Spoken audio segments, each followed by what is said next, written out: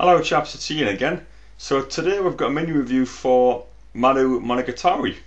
Now this was the last ever officially released Megadrive game in Japan back in 1996, which it's crazy really. Not so long after that I was playing the PlayStation 1 with the likes of Tomb Raider, etc.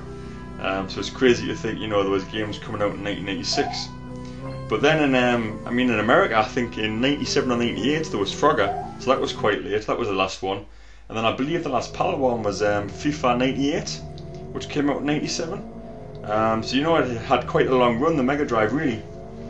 So it's basically a dungeon crawler by Compile, and it features the same character that went on to be featured in the Puyo Puyo games, which you can see there.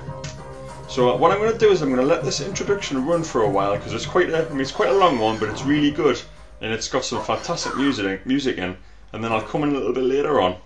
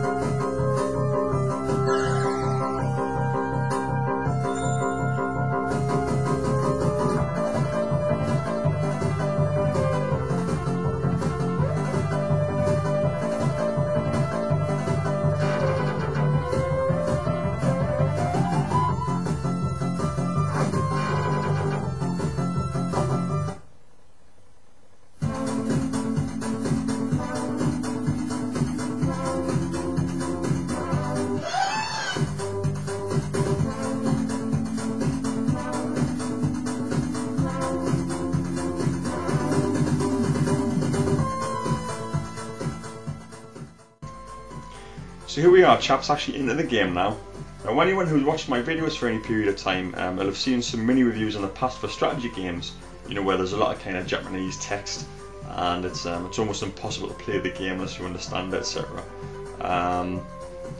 Madou Monogatari here does feature a lot of Japanese text, as you can see, so unless you can understand, you're never ever gonna A, get the best out of the game, or B, possibly even understand what's going on, So what I kind of class these as is more kind of a mini preview than a mini review. It's a case of looking at the graphics, seeing what you think, what do you make of the presentation, listen to the soundtrack, kind of getting a feel for that, and just generally seeing the game in action. It's hard to kind of analyse these games to any great depth because really you can't get the most out of them because of the language, etc. So what I would say actually on the game is apparently what they did with it is, as you can see, really there's no kind of stats on screen. Normally with dungeon crawlers you see a lot of stats on the screen, that type of thing, showing you what's kind of going on, but it's a very kind of simplistic interface and everything's controlled through the animations of the girl there on the left.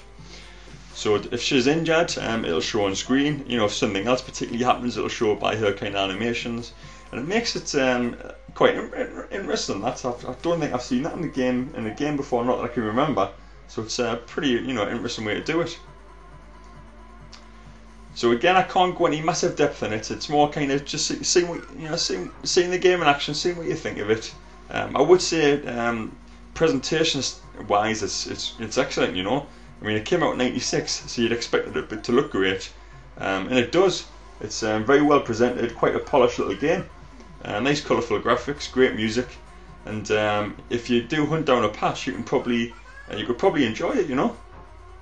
So we'll leave it there, chaps. I'll let this run out now. At least you've seen the game in action, and over and out.